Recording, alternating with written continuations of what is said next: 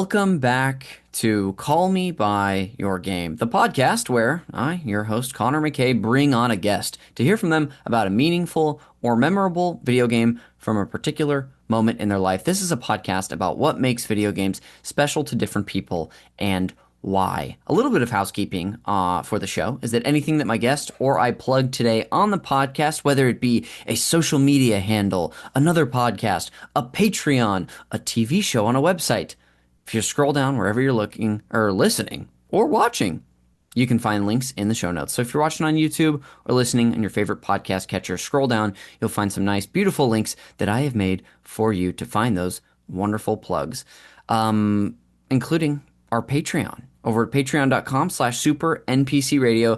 The big ticket item that we have over there on our Patreon, which is a place where you can support us and also get bonus video game podcasts for your support of our little indie video game podcast network, is the Death Stranding 2 Games Club.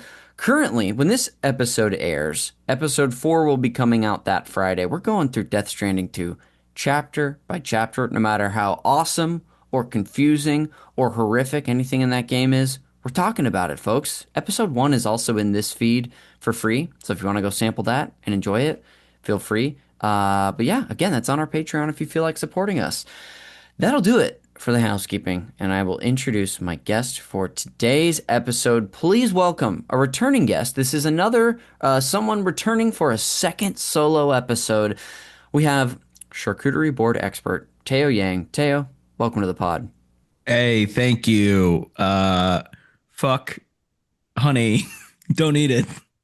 There we go. That's just a little bit of advice for you about your charcuterie boards, people. At least I think so. Yes, don't eat it. Don't eat it. Get it off my board. I don't know if I've ever had a charcuterie board with honey, and now I know from the expert himself I don't need it. Tao, welcome back to the pod, buddy. How you doing today? Doing freaking rockin' awesome, man. I mean, that's all I need to hear. It's to stamp this time and this place. It's Friday afternoon. We're both on frickin' vacation time. I guess weekend time, sort of. And I'm really excited to have you back today. Before we preview what we're talking about for the main event, and also just give you a chance to plug and catch the listener up on whatever the heck you've been up to since your last appearance on the show, Tao, I am going to run down a list of the episodes that you've been on, appearance-wise, when it comes to Call Me By Your Game. And like I told you before the podcast, it's quite the list. Okay, and I'll go yes, or I go you woo, or I go boo to the game. Yeah, you can tell me which there are some that you liked and some that you didn't. Yeah. So that'll be perfect. And maybe they've changed. Who knows? Oh, yes.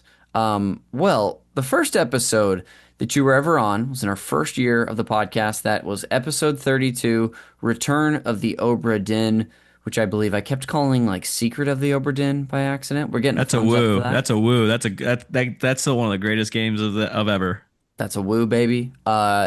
Your first appearance on the co-op series, co-op episode 8, where we discussed Celeste. Yes, good game. Solid. Okay. That's a small woo. So Return of the Obra Dinn, a woo. Celeste, a muted woo. Then we have co-op episode 19, Halo Infinite. That's a boo. That's a boo, folks. That's become a boo. I went from mid to boo. Hey, which I think is something we were talking about on that pod, but it's been so long, I don't even remember. Especially now. That game's, I think, dead. I assume it's dead. Yeah, if only I could tell you, because I pretty much played it that first month, and that was kind of it. You also appeared on the first, there was another spin-off version that I do probably every 3 or 4 months or so, where I have people come back to list their top 10 favorite games of all time. You joined me on the first run of those on episode 39. Do we woo or boo that? I woo that. He woos it. What game is it? Oh, we just talked about, we each listed our top 10 favorite games of all time. That's right. I woo that a lot. That was fun. There we go. Co-op episode 34, Ori and the Blind Forest. That's I'll just give that a straight. I don't know. Okay, a straight I don't know. We then have 2 games. I think I know how this is going to go. For actually the next 4 of these, not that they're all the same, but I think I know. We have co-op episode 41, Psychonauts. What I'm wooing is the doc. Okay. And Psycho then Odyssey. We have co-op, and then, the sequel, co-op episode 51, Psychonauts 2. That's a boo. I'll That's a say boo. boo. Game boo. Talk good. There we go. Oh my gosh, all the time we spent talking about Psych Odyssey. And then we're back to this year. Co-op episode 55, Indiana Jones and the Great Circle. I'll go with again right in the middle. Game is Okay. kind of unmemorable. I love it. And then finally, co-op episode 56, Papers, Please. Oh, that's a hell yeah. That's Hell my yeah. that's my Ooh, guy Lucas Pope. dude. This I've yeah, there has been a lot of episodes. Dude, you've joined me for, let me count here, one, two, three, four, five, six, seven co-op episodes, and we just recorded episode 61, so you've been on over a tenth of those. Uh, you've also, this is your third appearance on the main feed. Dude, yeah, quite the history on this pod, and I'm also noticing first and last episodes outside of this one, which is episode 254, Lucas Pope games. I'm a Pope head. That's my Pope. That's my new Pope is Lucas Pope. And you know what? Why that was just sitting there right in front of us. We were all making Chicago Pope jokes when we could have Yeah, I been know. talking about Lucas Pope. Lucas Pope is my one conduit to our Lord and Savior. Yes, and mine as well.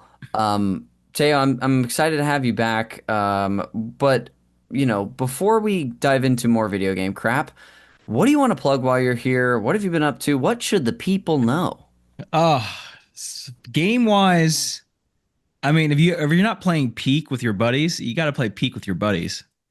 It is the perfect. We've talked about playing this game. It's the Yeah, perfect I still combination. haven't. You still got to get on it, Connor. I think it's the perfect combination of casual. It's like got a very cutesy art style, but it's also like kind of serious because you're like, we got to try to get to the end. We got to try to climb the mountain. Um, and it's also the funniest game I've ever played. Okay, It's incredible how it's so funny. But not like trying, they're not like making jokes. It's like kind of comedic in a way. Like, sure. there's like one of the items you can pick up is like a bugle and you can just play it. And that's just inherently funny.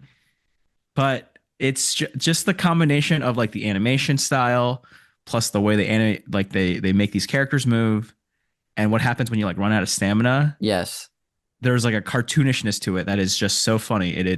I've laughed harder at this game than any game ever, and sometimes most of the comedy shows I go to. Oh my gosh, that's an endorsement. And that this game has proximity chat, right? Proximity, yeah. Hmm. That's got to be a huge element of it. It's a huge element. I still really want to play with you guys. Maybe someday we'll actually make this happen. But Yeah. before I'm gonna ask you. We're gonna introduce the game you brought on for the main event. We can even talk more about Peak if we want to. But are there any like shows that you feel like plugging, or like do you want people to find you on social media, or should we just Oh, leave you find me on alone? social media, Yang209. Find me on dropout.tv, on occasionally on things, sometimes in the credits. Hey, Uh, in front uh, and behind camera. in front and behind camera. I'm not actually behind. I guess I technically am behind, depending on the orientation of what was. If you go all the way behind the camera, you might find me behind it in my apartment because I'm not that far away from the studios. Um, let's see. Herald Night, UCB. Hell yeah. I got a new indie team called Asian Improv near me. We might be doing shows around the area. Who knows? Can't wait. I think that's pretty much it. Awesome, dude. Well, for the stuff that I can link to, like your socials and Dropout, I will. Um, we're about to dive into your more recent history with video games since your last appearance on the show. But before we do, I'd love if you teed up the game that we've brought on for the main event. And please, Teo, will you call me by your game? Absolutely. What do I say? I just talk about the game. All you got to do is just introduce the game so The you can say your name. game is Shenmue on Dreamcast Beautiful. specifically. It is, I think, one of the greatest games of all time. All I don't, right. I can't tell if it holds up really. Mhm. I think it holds up to me. I don't know if that's nostalgia. Like, I don't know if you should play it, but you should know about it for sure. Yes. It is the precursor to like the entire idea of open world games. Mm-hmm. The closest games that are out now are going to be the Yakuza series, Mm-hmm.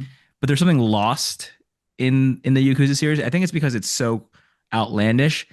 I have a fixation with video games that are trying to emulate like the real world. Mm-hmm.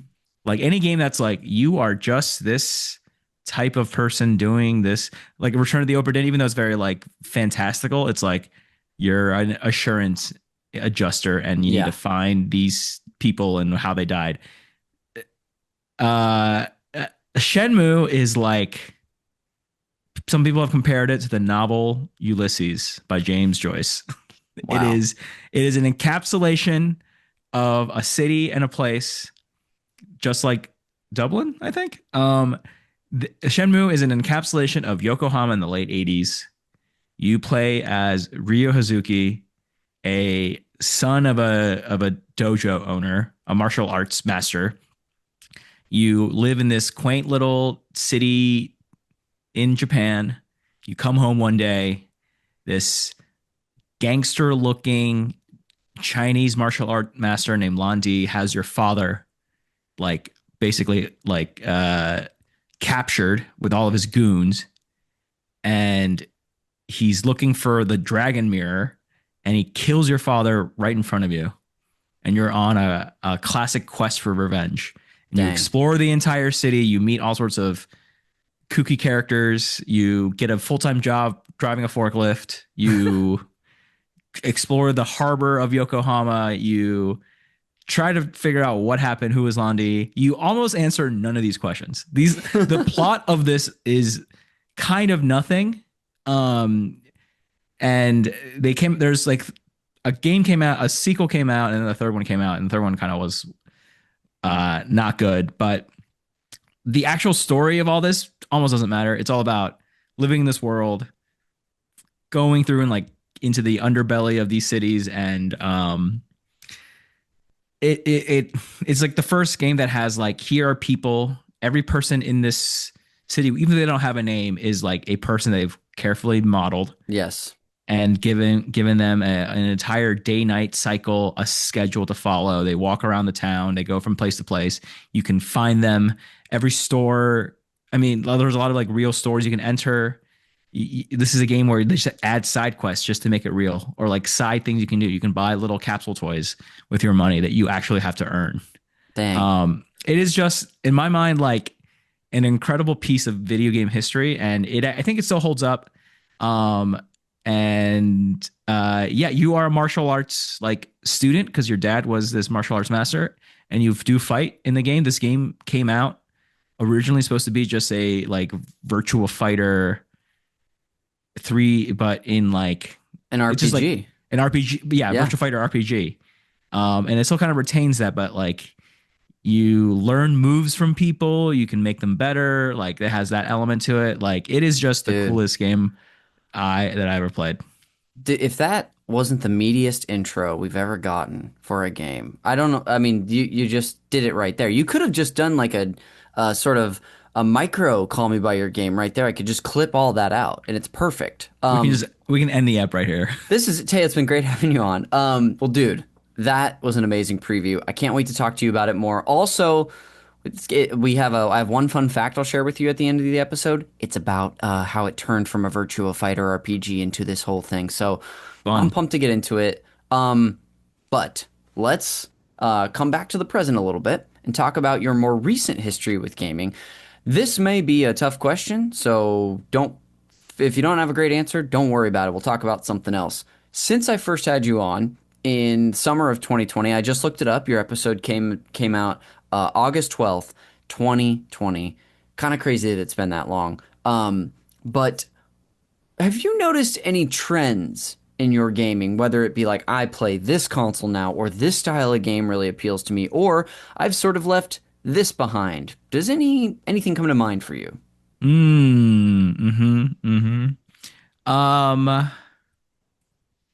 I play more just games that have endings. I haven't played like a game that is like multiplayer and online forever kind of games Yeah. in a long time, unless I can play them cooperatively with friends. Kind of like peak-ish.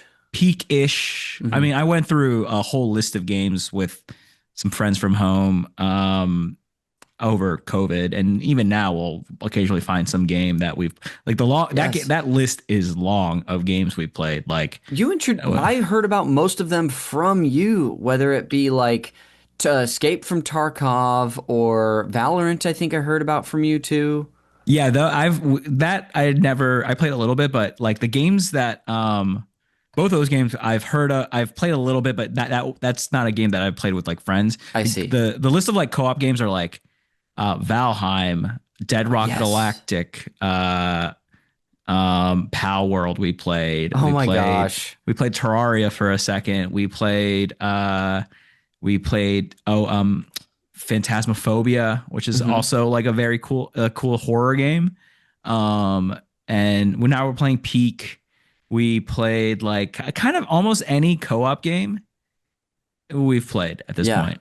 And that's been like my most joyous gaming is like playing these kind of online co-op games with friends. That's cool. And has it been just like the excuse to catch up? Has it been the like almost temporary nature of how those games can be? Can you put your finger on it? It is kind of catching up, and that's also when we were all together. And this is like high school when we weren't like our default setting was just playing Super Smash Bros. Smash 64 I together. love Smash 64. I Go That's my for it. favorite Smash. I don't like the other ones really. They're okay, but like Smash 64 is the one I'm probably best at. And Should that play was just that our sometime. default. And I think we have. And I'm always looking for someone to challenge me. Dude, I'll take up that challenge. That would be awesome. But as you were saying, sorry. So it just kind of harkens back to those days a little bit, Hmm. where like we do catch up, but we also play the game a lot. Like Yes. we catch up during it, but it's like 60 40 catching up and 60 like playing the game. Okay, gotcha. Um, but I don't know. We're just like we love games and we love playing them, so we just love to find a new one. It's almost become a problem of Yeah. like how we churn through these games where some of us are like, I spent $25 on this game. We're playing it once and never touching it again, kind of thing. Yes. Um, so yeah, That's it is just harkens back to like the old days of like, or you have infinite time and you're just playing games with your buddy all night. That's fantastic. I always have a sort of like yearning to find more of that. And hell, you've even like brought it up before. I think it was you, not Ryan, who brought up Peak, and I still am very down to play that. But there is something so special about, yeah, just playing games with friends online and letting the time pass. Yeah. It's like we played so much Smash that we just exhausted every single way of playing it. We at one point like just had four level 9 characters or level 9 and AI players just play Yes. against each other and just we just bet on who would win. Oh, Like, that's incredible. That reminds me that me and my best friend growing up, Eddie, when we had, in our way mastered that game, when we could beat, the classic and adventure mode on very hard without losing five stock, we would pit ourselves in a melee match where we faced off against three computers on the same team who they were all level 9, and it was something like Samus, Captain Falcon, and like Yoshi or something, or Fox. And that was the ultimate challenge: was can we beat three level 9 yes, computers before yes, they beat us? So, yes. That was the classic. dude, Yeah. When you get to that level, you're like, you can beat three level 9 computers. You're like, I've beaten the game. yes, I have mastered this realm. Yeah. Uh, so We at one point started being so bored with it. We were, uh, well, there was this one time when we played it like this was kind of like, oh, let's play some Smash 64 like the old days. And this was like a little bit like late college. mhm. And my friend's dad came home and he was like, "You guys are still playing this game? No We've way. been playing this game for like 10 years." It's incredible. He recognized. He's like, "How long was I at work for?" Yeah, yeah. I think that the way we even got into that conversation was that you were saying that's something you haven't been doing as much lately. You've been playing more single player story based games. Is that the Yeah, case? I'll play single player story based games or I don't know, I get definitely am finding less time to play games. Hmm. I appreciate any game that can give me that I can do something in like 10 to 20 minutes, Okay. chunks at a time. Mhm. That's why I'm really loving I've always this pacing in Death Stranding 1 and 2 is really good for that. Yes. Especially unless there's like a long cutscene, but a mission is 10 minutes. Totally. You can, and plenty of terminals or rest stops, there's probably a better term for that, that you go to. You Yeah. could do the main story mission, or you're like, well, they've got three missions I could do here. What if I did one of these Yeah. right now? I love doing that What too. if I could do 3 of these all at once? Yeah, truly. Like, yeah, can I forge a path that allows me to do that? Yeah. Um, yeah, that makes a lot of sense. When it comes to, because I know Teo, couple things, great facts about you is that on the first episode you joined me for, you proclaimed that you had played every game, Hmm. which is something we joked about for a while. You also, I will say, are someone that I know, especially the amount of times we've discussed video games just casually and then in a critical format on these episodes. You're not afraid to be critical of a game, and even if it's one that a lot of people like. So, that being said, what have been some of those story based games or games that you can fit into your life recently that you have enjoyed or been pleased by? That I have enjoyed. Yeah, like what's hit the mark for you? Um, okay, wait, let me peek at my um Your okay, Steam I played library? this game called Schedule One where you just sell drugs. I had a good time with that. Incredible. Okay, schedule Um one. I uh a game I haven't played too much of, Skin Deep. Oh, what's this about? This is a I'll look it game up by too. Blendo Games. Okay. It's this one guy who makes like really quirky little games. This is like a comedic take on the immersive sim, like your Deus Ex, your Okay. System Shock, BioShock type games. So it's like a lot of interactive systems, but in a funny kind of way. Hmm. Oh, well, here's the opposite. Blueprints, Oh, dude. not a fan actually. I I would say I am now like neutral to down on blueprints. And I was really hooked to start the game. It sounds like we maybe had at least some things in common with our opinions. Yeah, I don't know. I didn't get into. I thought the puzzles, moment to moment, just were not great. Yeah. I Yeah. I would say I think I've distilled my criticism of that game. Me and Amanda played it for about 30 hours, and it wasn't that we didn't find the 40, is it 49th room or something? Whatever that room, the elusive final, I know there's more to it afterwards, final room is. My issue with the game was I don't think it's respectful of the player's time. I think that Exactly. Yes. I think that it like the pacing of upgrades and permanent change that you can make, or at least progress, is very poor. Like Hmm. I just had a huge issue with that, especially the deeper we got into the game, I expected it to pick up, and it just never picked up. Part of that is could be that we didn't understand certain things about it that you're just not supposed to understand, But but 30 hours is like if you don't understand, that's their fault, not your fault. yeah, we even like there would be things in that game where it's like, oh my gosh, we discovered this one room that's in this only, you can only place it in this one particular spot on the grid. Yeah. And in order to get in to like use the secret thing in that room, you have to have this lever. So then every time we'd find this lever, we would pick it up. And we were never once after that, and this was like early in our playthrough, never once after that were we able to ever get that room to reappear as an option in that particular space. And it was Yep. like, what the hell is going on here? Yeah. That's not a game where I want my puzzle solving ability to be left up to random chance. Yes. And look, I know this game is pretty popular, got a lot of buzz this year. It just, I ended up leaving way more sour than I expected. Yeah. One game that I think should get infinite love from everyone Mm. is The Root Trees Are Dead. Oh, I've heard of this. Yes.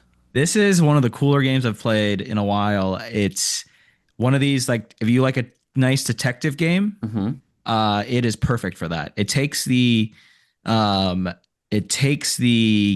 three, four things right and it locks it in element from Obra Dinn and applies it to you are trying to uncover a family tree of like Yes. a large, rich family.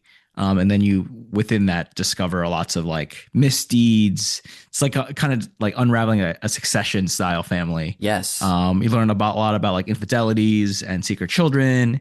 And you do all that via like internet research. Like they have a fake Hmm. Wikipedia with a lot of like clicking on links to other places. It's one of these like super indie games that I really loved, and see, it's like a game that like everyone should play. Awesome. I've continued to hear like endorsements like this, like from you and other people. And Yeah, what platform did you end up playing this on? Was it Steam? I think Steam. I want to say it's maybe only on Steam because it's Okay. not really console friendly type game. It's a lot of like clicking and Okay. typing words and stuff. So Okay. That makes sense. But the root trees are dead. I have a couple more questions for you while we're in this segment. Um, or this segment of the pod. The first question is, I know you said you've been playing Peak recently that you really enjoyed. Is there another game recently that you have been either captured by or have just really had a great time with?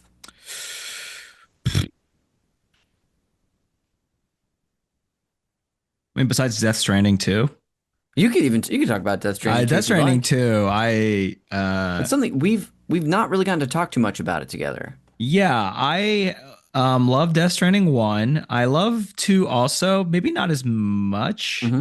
It's not like keeping me, but I do want to return to it. Oh, actually, let me talk about this game instead. For sure. Rematch. Is that the soccer game? That's a soccer game. Yeah, tell me about it. Soccer, it's fun. It's like, it's it'd be fun to play with people, but I've just mostly been playing like solo whenever I have time, Hmm. and it's like an exciting game. You're like you wanted to score, you want to do well, you want to learn some tricks, and you want to be like yelling at people, be like, "Pass me the freaking ball, dude." Yeah, I've heard that it somewhat feels if like some of the tactics and team-based coordination of like Overwatch were in a sports game. Does that feel accurate?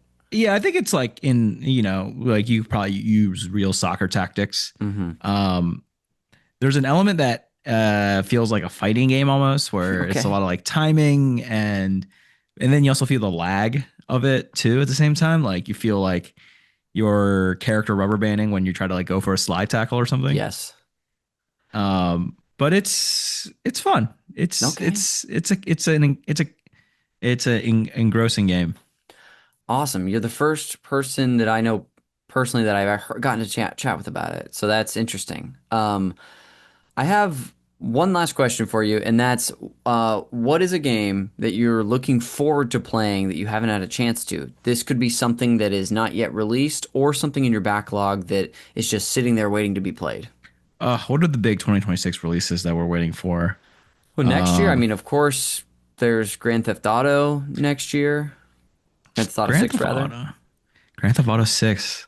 Yeah, I'm I guess I am excited for whatever Naughty Dog is cooking up. Yeah, it's the S- Intergalactic, the Cursed Prophet or something. yeah, I am very curious. Um and I mean honestly, I guess I look forward to just mostly Sony games Okay, because yeah. other games just kind of drop and I'm like, oh, okay, cool, I'll start playing this. But like those are the only games I get really hyped or not even hyped, but I'm just like aware that they're coming out. I'm like, oh well, yeah, whenever that comes out, I'll get it for sure. Yes. So that and Ghost of Yotai. Oh, yeah, that'll be this year too. Yeah, it'll be weird to play as someone that I know. Yeah, that is so funny. um, but yeah, I guess yeah, the Sony premium big budget games. I'm always like, yeah, I'll play anything. Give that a shot. Yeah, especially a Naughty Dog game that's not Last of Us or Uncharted. Like, Yeah. I wonder when that's gonna even come out. I have no idea. I looked it Yeah, up. probably not for a while. I was close on the title. It's Intergalactic: The Heretic Prophet. Sure. I Just don't words. believe there's a release date, but it did. Development allegedly did begin after The Last of Us 2 released, which makes sense. Um, yeah, we'll see. My game that and I don't Yeah. ever say this, but the game I'm most excited for was announced at the same. It was at the same Game Awards showcase last December, and that is the new game coming from Fumito Ueda and some of the people who made the Shadow of the Colossus, Eco, and Last Guardian. Oh. I think. Let me look it up really quick. I think it's called like Project Robot or something. Yeah, what game Uh, is that?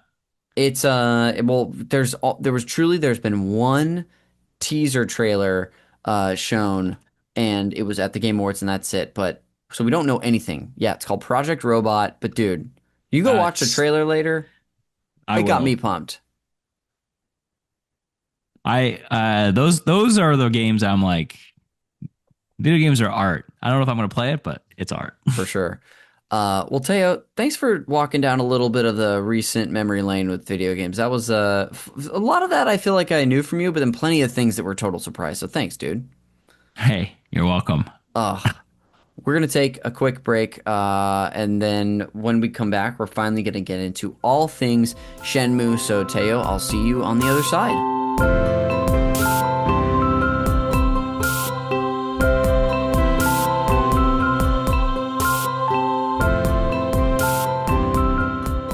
Greetings, I'm Commander Jeremy. And I'm Commander Connor. We're here to tell you about the Super NPC Games Club, a podcast series where we play through a video game and talk about it week to week, book club style. Every season, we cover a different game with a rotating cast of comedians and losers. We invite you to join us this season aboard the Normandy for our coverage of Mass Effect 1 dropping every Tuesday on the Super NPC Games Club podcast feed. Whether you're Turian, Solarian, or vegetarian, you can listen to a new episode of the Mass Effect Games Club every Tuesday. I'm leaning Renegade this time, because I'm a little stinker. Hello, Commanders. Whoa, it's Garrus! Hubba hubba. One of you is going to romance me, aren't you? Who's to say what'll happen on our 11-week coverage of one of the greatest RPGs of all time? Maybe we'll protect the galaxy from the Geth. Maybe we'll get our vehicle stuck on some rocks. Or maybe we'll romance the most handsome alien hunk on the freaking galaxy. Oh, brother. Who's to say? Tune in on the Super NPC Games Club feed wherever you get your podcasts.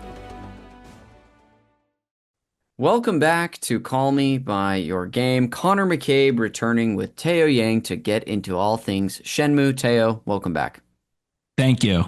Thank you. You are welcome. We're going to do a little table setting for this game, like I was telling you before the podcast, to catch the listener up on what it is, even with your beautiful preview earlier. But, buddy, if you want to jump in and add on some context that would be helpful, you got the green light. All right. Here we go. Shenmue is a 1999 action-adventure RPG developed by AM2 of CRI and published by Sega for the Dreamcast. It follows the teenage martial artist Ryo Hazuki as he sets out in revenge for the murder of his father, as Teo was telling us earlier. In 1980s Japan, the player explores an open world fighting opponents in brawler battles and encountering quick-time events. The environmental detail was considered unprecedented at the time, with numerous interactive 3D objects, a day-night system, varied weather effects, NPCs with their own schedules, and many mini-games. After developing several successful Sega arcade games, including Hang On, Outrun, and Virtua Fighter, director Yu Suzuki wanted to create a longer experience and conceived Shenmue as part of a multi-part epic originally developed for the Sega Saturn. I was doing a little research for this game before we did the pod today, and apparently he initially intended it to be an 11-part epic, which is bonkers.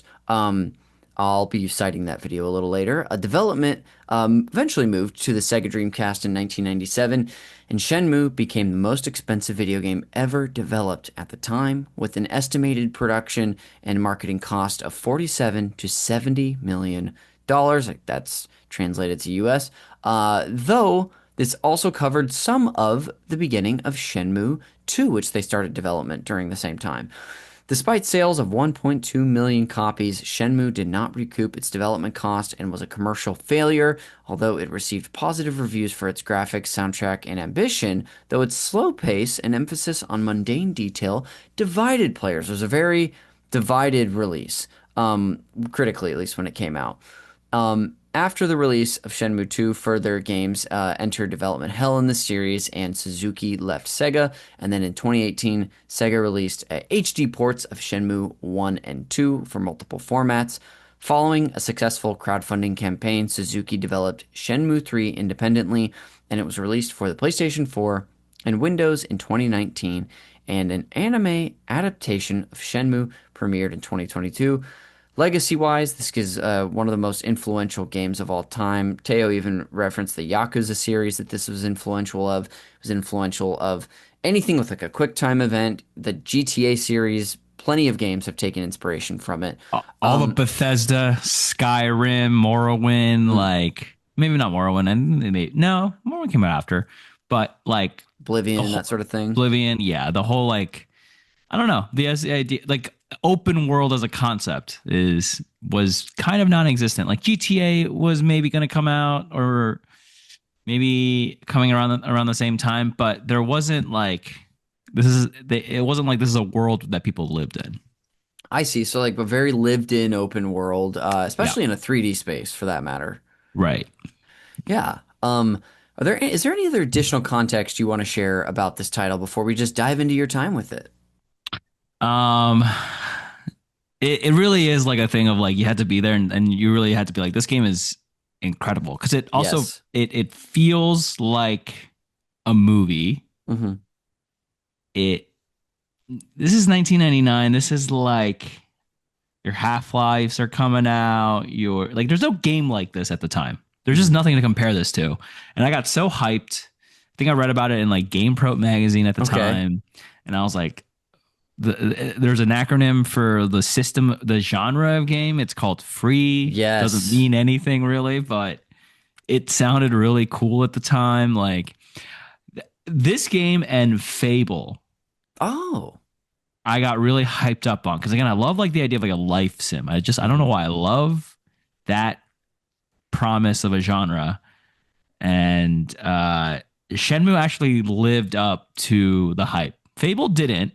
But this game really did. It really, I like was engrossed in the world. This game does like you can play arcade games within it. Mm-hmm. You can play Hang On. You can play Cruising Exotica. I think I don't know. Everyone should try it. Yeah. Well, you kind of got us into it as well, like your sort of discovery of this game. You said you think you remember reading this in GamePro magazine or about this in GamePro magazine. Was that how? And again, it's a long time ago, but do you remember? Is that how you discovered it? Had you heard about it from a friend? Were you gonna get a Dreamcast? I got a Dreamcast, and I was like all in on Dreamcast. I was like Dreamcast. Like I'm a Dreamcast kid. I think now that you even say that, different show on the network, you were on our Dreamcast episode of Video Games, a comedy show. Yeah. Dang, yeah, that's right. It's all coming back anyway. I love that system, and I had a broken one too. Mine was completely messed up. I have to say, I played this game with a weird broken Dreamcast where any game that was in 3D, because I got a launch one, and something about my system. Those 3D, the polygons would just kind of stretch out like almost like a Slender Man type thing. Yeah. So I'm still playing and loving Shenmue, but there would be cutscenes and like Ryu's head would just kind of pop and stretch out of his head and just kind of like look crazy and insane. And this was happening nonstop, and I was still engrossed in this game. I was like, I don't care. Despite an absolute like horror happening in front of your eyes, you still love the game. I still love the game. I'm seeing right through it. That is nuts. Do you remember like getting the game like like that day or picking it up, or was it suddenly in your memory now just something you were engrossed by and playing? I don't remember getting the game. I do remember being like, whoa, this game is like 3 discs or 2 discs, or like it was like the game came out and uh it was like maybe it's like 2 discs, and the third disc was like it's called like Passport or something, and Uh-huh. it is just mostly it's like special features, making Incredible. of, and like some little bonus stuff, Oh, I would eat and that like stuff up. the CD soundtrack or something. Uh, but yeah, I was like, oh, this game is huge. Hmm. Like, this is incredible. Yeah, I don't remember when I got the game though. Because there also weren't that many games on Dreamcast really, so it was huge to Yes. get this. Especially in the year this game came out, in the first year of the launch of the Dreamcast, just a few months later. Yeah. Oh yeah. I was hyped. Bonkers. Is this, I know that is your only sibling your older brother? Yeah. Okay. I think I want to say there were some anecdotes about how he was also a gamer at some point. Is that correct? That's correct, but he like had moved already, so Okay. this was a fully singular solo experience for me. Okay. Yeah. That's very informative. That was really what I was curious about. When you think about your earliest memories of Shenmue, what is the first thing that comes to mind to you about this game? The first thing that comes to mind is you start the game and an insane cutscene, so many stakes, and you just spend the first. And when you finally have control of Rio, you're like walking around. You're spending the first 10-15 minutes just opening drawers, which Because you could just do interact with so many things. You're just like, I gotta check it all out. you can interact with all sorts of things and it's so boring, but at the time that was kind of revolutionary Yeah. to be able to just like, okay, yeah, you go up to a drawer, everything is openable. There might not be anything useful in it, but every drawer could open, and then you could like you pick up an item. The item didn't have anything to do. Like, I think that's what it was. It was that the game had things in it that were just there to be there, but they didn't Yes. like do anything.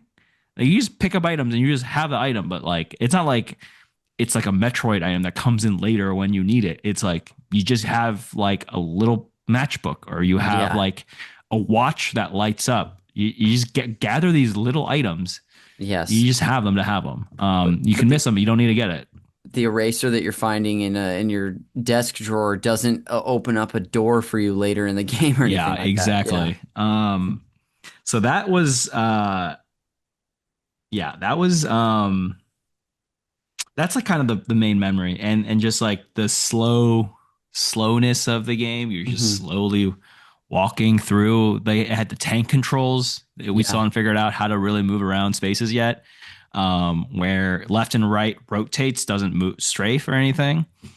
Um, and you're just like plodding through this house, and you get outside and it's like snowing. It's just an incredible vibe. That's amazing.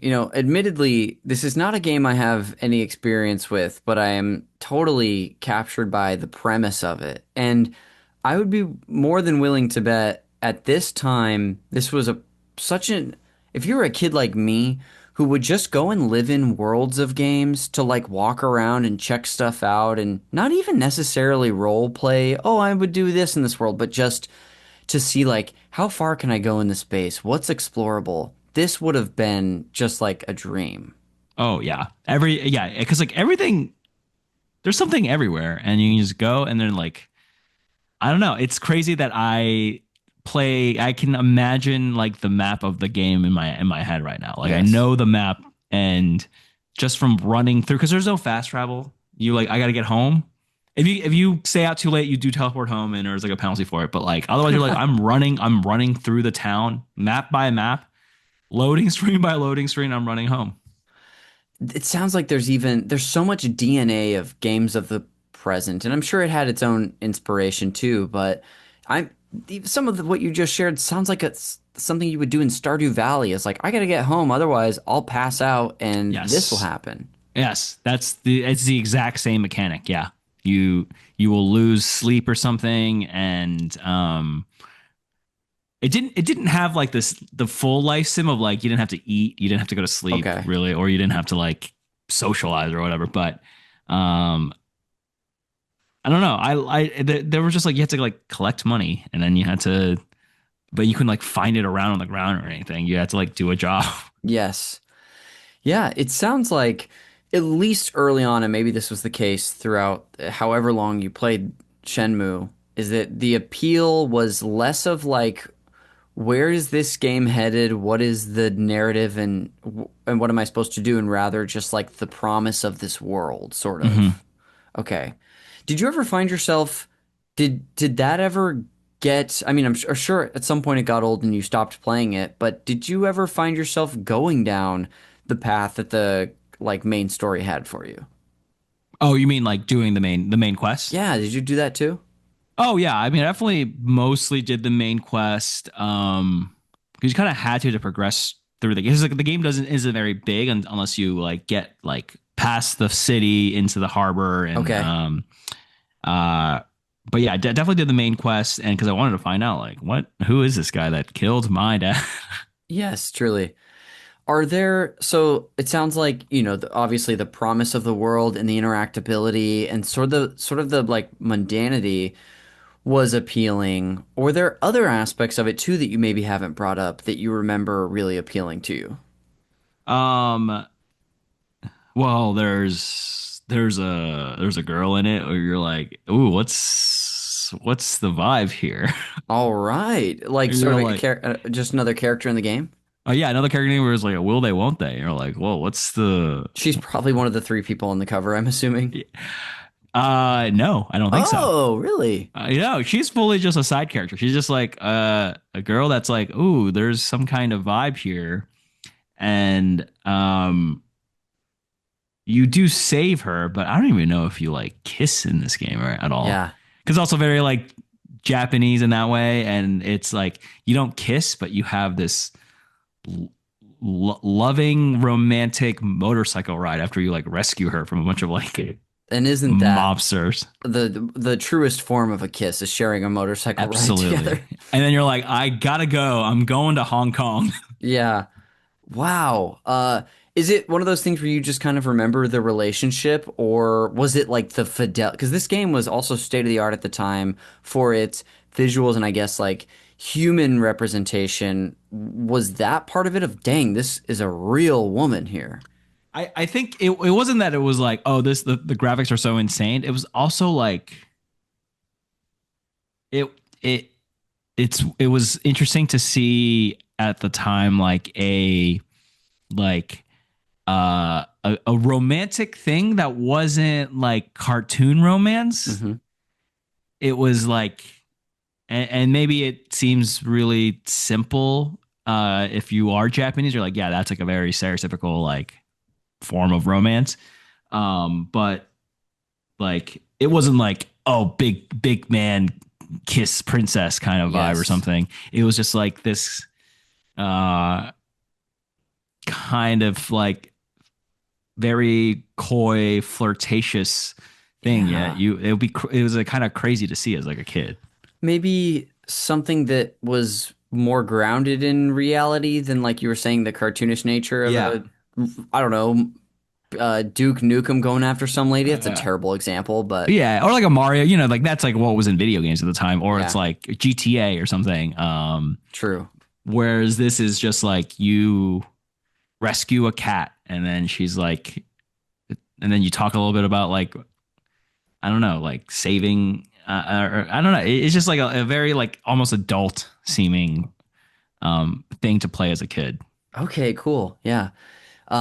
That's incredible. I want to do a little um scene painting, Teo. Can Okay. you walk me through the place where your console would have set up, what that room was like, where you, if you want to even dive into like where you were living at the time, Yeah. can you scene paint for me?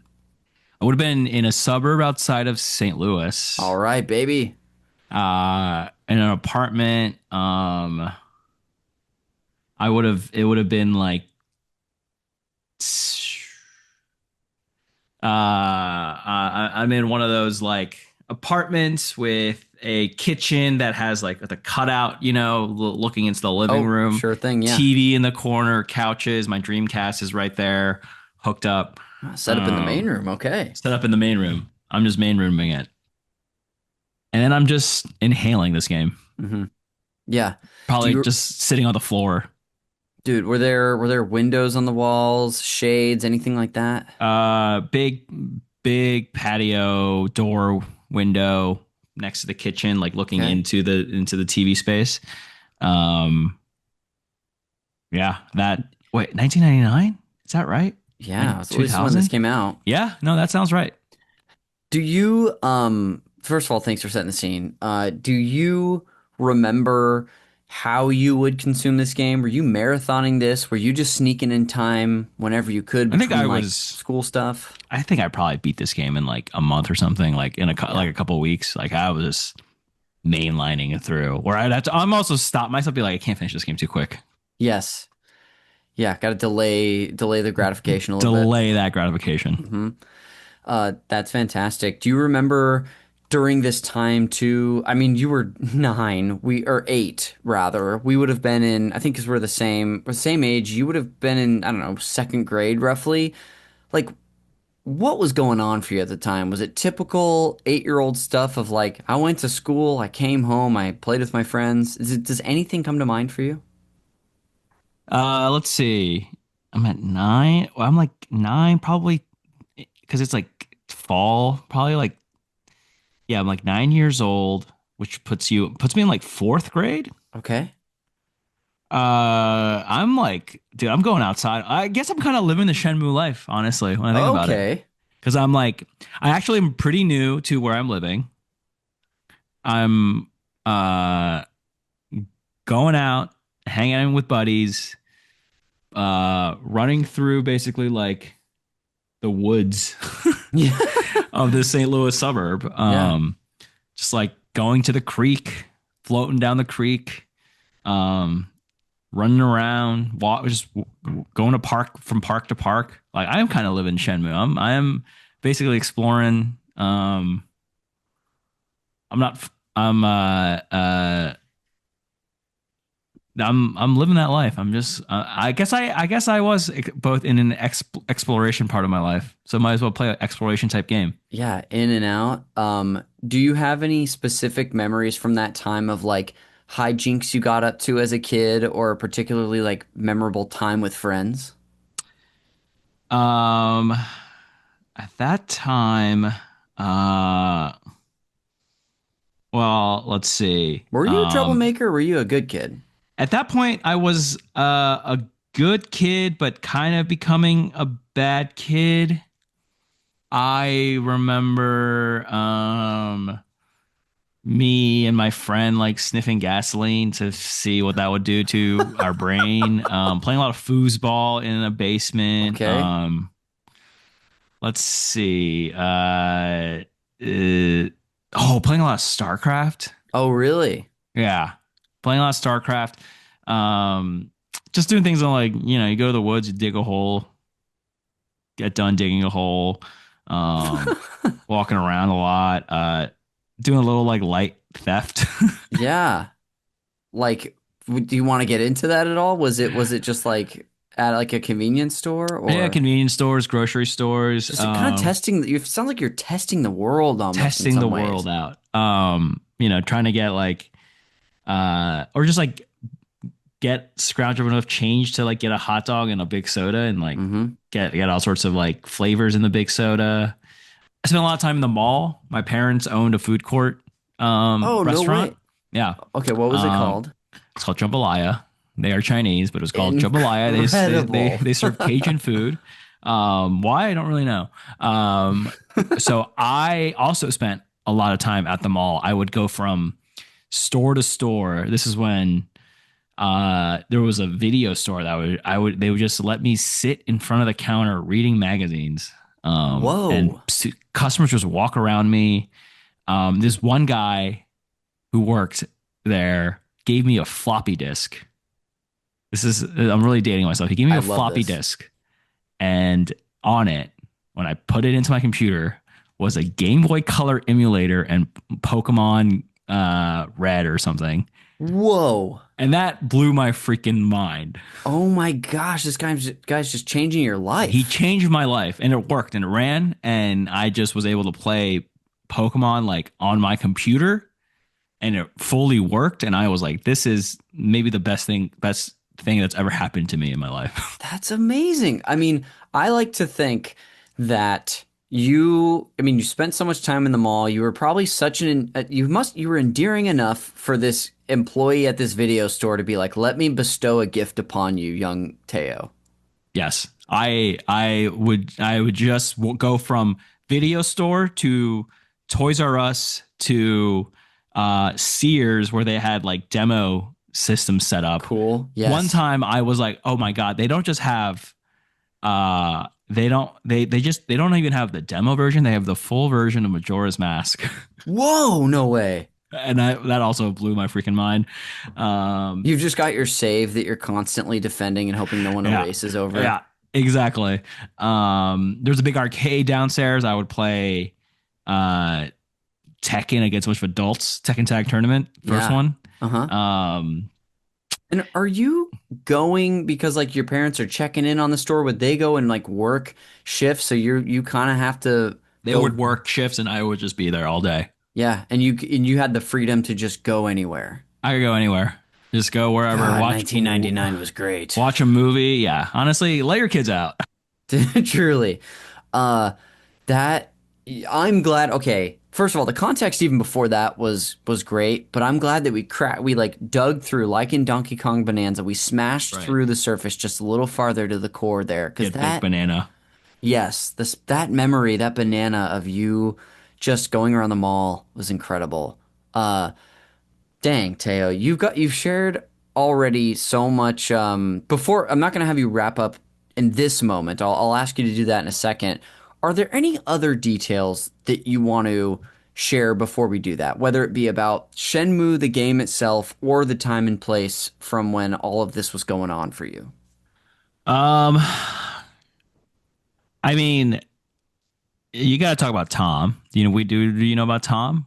When you say that, I'm thinking Tom from MySpace, but who are you talking about? I'm talking about Tom, the hot dog vendor in Shenmue, who is I believe a Jamaican man. Okay. But it's a Jamaican, it's a Japanese interpretation of a Jamaican man. So like probably I don't know how cool it would be now, but yeah.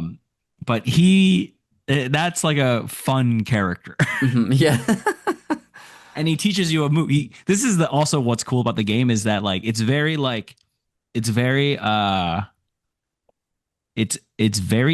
Chinese / Asian like martial arts story movie where everyone can teach you a cool move. Awesome. And that's so fun.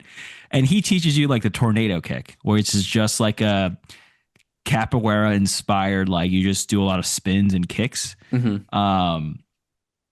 And that's just so fun. That's so fun that you can just like learn martial arts moves. Like, wouldn't that be cool if everyone if you go to Trader Joe's, dude, the guy can just teach you a martial arts move? Yeah, the cashier is teaching me how to like run up and kick off the wall or something like that. That's sick. Gosh, that is really fun and a great little detail. And you got to talk about the forklift job. Oh, It's so boring. One of the few things I knew about this game coming into it. Yes, it's that you literally for 20 straight minutes just do a job. You move boxes and you get more money the more boxes you move. And you're like, oh, I got to buy little capsule toys. I got to get the most amount of money. Yes. It's a game that teaches you work ethic. It's a game that teaches you how to be a good person. Connor, are you gonna play it? Can I convince you to play this game? You're selling it really well. I'm sure I could be able to find that like remastered copies of it for like the PlayStation or something like that. I think it's on Steam. Oh yeah, I gotta check that out. Well, to wrap up, as you kind of started to kick that off for us, Teo, before we do some post-show like segment that I've got prepared for you, can you put a little bow on the place that Shenmue held in your life at the time? And it's sort of like its legacy in your life, I guess. Shenmue made me go, holy shit. Video games aren't just like I'm little Mario jumping, or I'm like Spider-Man beating up like people as I move to the right on the stage.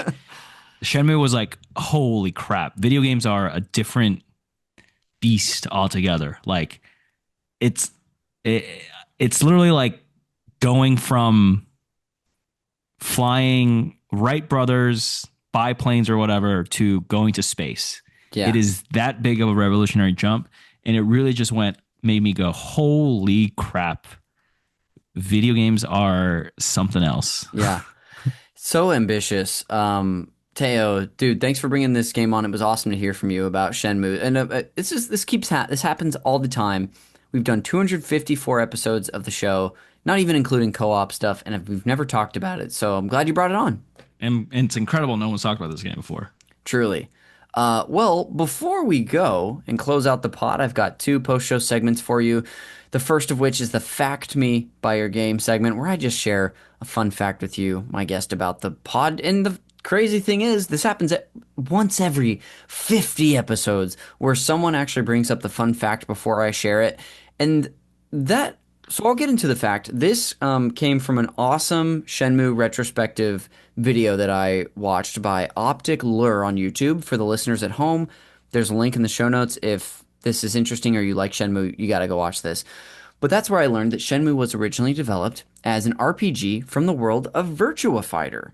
And originally, do you know who originally was going to be the star from Virtua Fighter? I assume Akira, is that the character's name? You nailed it. Akira Yuki was going to be the star. But after all this development from, Yu Suzuki and the team, Sega was so blown away by the title and the world that they had created that Yu Suzuki, that they decided this was actually a little too big just to limit to Virtua Fighter and the sort of world they created there. So they rebranded the game from Virtua Fighter RPG, working title, to Shenmue. And of course, Akira became, how do you pronounce the character? Is it Ryo or Ryu? I think Ryu, but I could be wrong. Ryu Hazuki.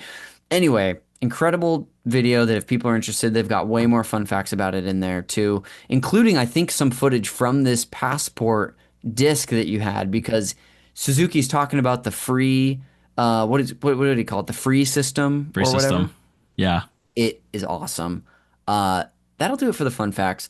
And I'll lead us into the final segment of the show, the game recommendations. Now, Teo, you may remember that this segment is my one forced tie-in to the movie Call Me By Your Name, where I am going to treat Shenmue as your passionate summer fling that you had in Italy.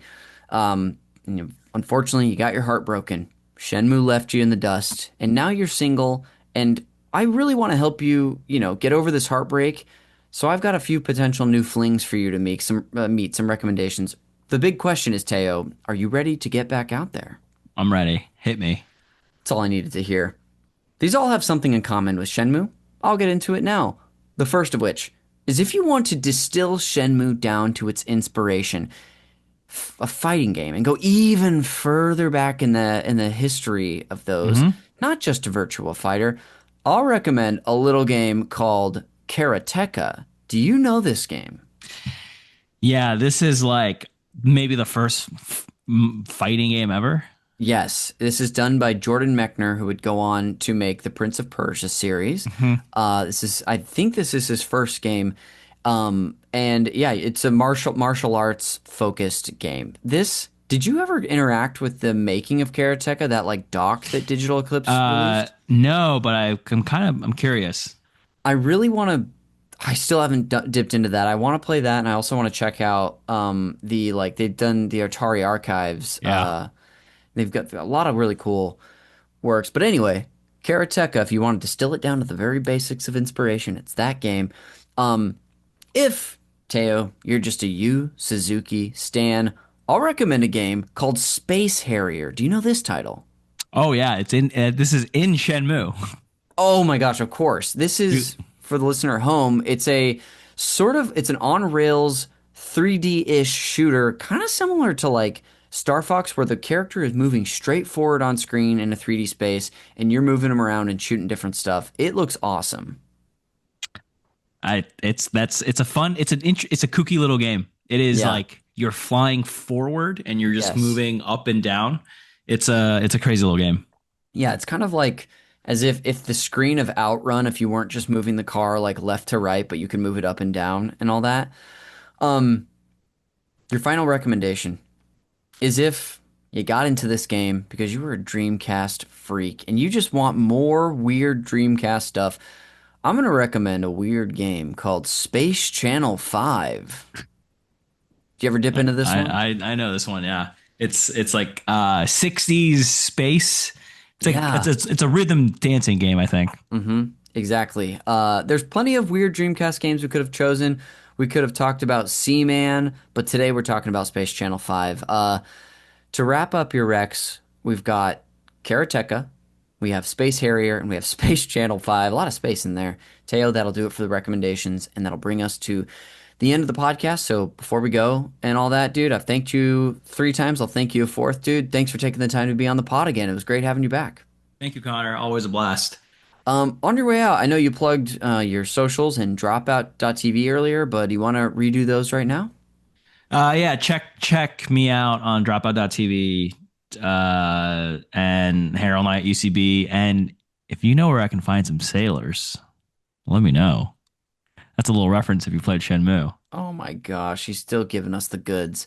That's incredible. I'll put a link to all of that in the show notes, including the stuff that I'm about to plug right now.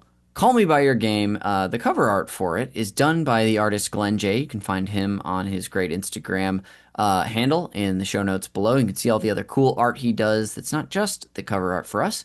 The show is produced, edited, and the original music is done by Jeremy Schmidt. You can go ahead and thank him for his contributions to the show by listening to his podcast, Video Games, a Comedy Show, wherever you get yours. You can find Call Me By Your Game all over social media on Blue Sky and Instagram and YouTube. You can watch a whole video version of us 2 handsome blokes on this episode. And then you can also check out the network as well at Super NPC Radio, wherever you get your podcast or wherever you get your social media. Follow us there for updates from not just this show, but all of our other ones. And lastly, I plugged it earlier. Check us out on Patreon. If you like the conversations I have with people about video games and you want more bonus content and to support us and help us do even more cool things, check us out. Patreon.com/SuperNPCRadio. I've, of course, plugged the Games Club that we've got. We're covering Death Stranding 2 right now. You can listen to past series on the Super NPC Games Club feed wherever you get your podcast for free. Our Mass Effect series is airing there. And I do a bonus every month at the Engineer Toad tier here on Patreon, where I talk to a group of people about one game at a time. But that'll go ahead and do it for another episode of Call Me By Your Game. We will see you on the next one.